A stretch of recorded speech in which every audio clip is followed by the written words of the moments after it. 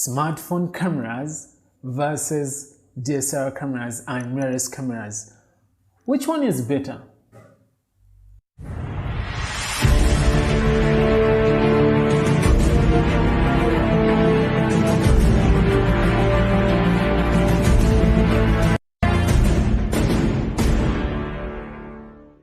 What's up everyone, this is MK Wiseman, and on this channel we make videos that help you have a much deeper understanding of your mobile devices like phones, laptops, cameras, and all the associated accessories. Now if you are new to this channel, please consider subscribing and don't forget to click that bell icon so that you don't miss any of upcoming videos. Now this video is inspired by my friend who asked me to help him to figure out whether he should buy a phone or a DSLR camera for his marketing videos, which kind of makes me curious. When you started photography or videography for whatever reasons, maybe it was your hobby, or making marketing videos like my friend, or even making YouTube videos like this, which device were you using? Were you using your smartphone or were you using a DSLR camera? Please let us know in the comment sections below. Well, chances are that many of us started from our mobile phones. They are easily accessible, they are cheap, and even take super quality photos and videos. That might be true or not, which opens up a discussion: mobile phone or professional DSLR or mirrorless camera? Which one is better? Well, I see you already saying, Moses, obviously DSLR cameras are better than mobile phones. Maybe you are wrong or right. In my opinion, I think it all depends on the type of projects you have.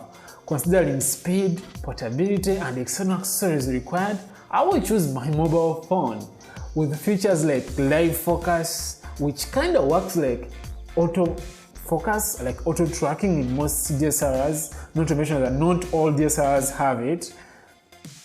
Phones are becoming more sophisticated. They are now having sophisticated cameras with such incredible features. I mean, they can track when you're recording a video, the phone, they can track you, and then they can, maybe this is like when you go this side, when you go this side, it can track you. That is like live focus is now available in mobile phones, and some cameras still don't even have it.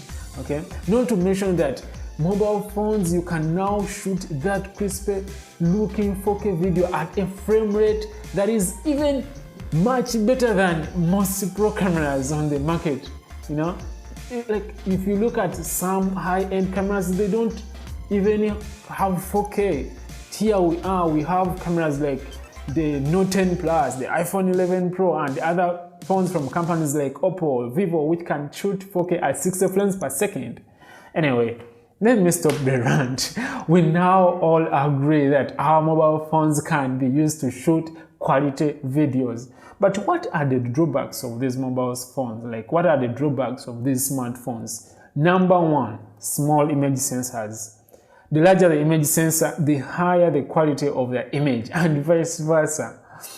DSLRs have a large image sensor, and that means that they collect a ton of information from the object. They get a ton of information from the object, and therefore can produce quality images that have information in both highlights and shadows.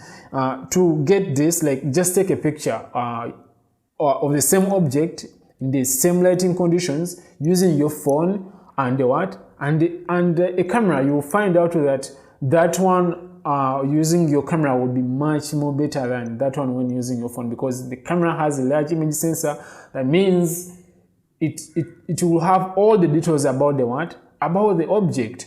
The second one, that the lack of manual control of smartphone camera settings. Though some phone manufacturers are starting to incorporate the Pro or Expert mode in their camera apps, but this is only usable while taking photos, but not videos. Controlling the camera shooting settings manually gives you the power to adjust things like the exposure, the white balance, as to your preference. There are good apps that give you excellent manual camera settings even when you are recording videos, thanks to the Google recently updated Camera 2 API. And I hope to make videos about those apps like footage, apps like open camera. So hopefully comment below if you want me to make a video about those cameras. So those camera applications. So mobile phones, that's a bigger drawback. They don't give you that manual control. Like they try to incorporate the mode, but that mode is only usable in what? In taking photos but not videos. The third drawback is that these mobile phones have a fixed aperture and a fixed focal length. You know, however, phone manufacturers like Samsung, Apple, Vivo, Oppo are nowadays offering phones with 3 cameras, one with a wide angle lens, a zoom lens, and the main lens, which may come with variable aperture, but of course these come with higher price points than the average smartphone, you know. So if you look at the zoom lens of these cameras, it's kind of like 50 millimeters, which is similar to the kit lens of the entry lens, kit lens of what? A DSLR camera. So if you are planning to shoot things like wildlife, probably this isn't the best for that. I mean, you couldn't want to shoot birds flying all over far away like 300 millimeters using your phone, because they can't do that job. Anyway, the takeaway here is phone cameras or DSLR cameras and mirrorless cameras are all good depending on the type of projects you have. Maybe you are traveling, hiking on Mountain Kilimanjaro. You probably don't want to carry that DSLR of yours. It might slow you down because I mean it's heavy. So such situations where portability, speed, flexibility are required, I could probably just pick up my phone and run. But for cases where image quality is much important, a professional camera is obviously required. By the way, do you know that they are point and shoot cameras? I mean, those cameras are super easy to use, and in most cases they give a high image quality than your standard phone cameras. So I'm checking them out too, and hopefully you find them useful. But it's not all roses for the DSLR cameras and mirrorless cameras. They are more expensive than the average smartphone. And on top of that, they require a ton of accessories. I mean, you have to buy the lens, like not even one lens. You have to buy a wide angle lens, you have to buy a zoom lens, and depending on the type of workflow you have to buy all those lenses. So DSLRs and mirrorless cameras, they are obviously expensive. Okay, not to mention that the learning curve of using these cameras is also one steep.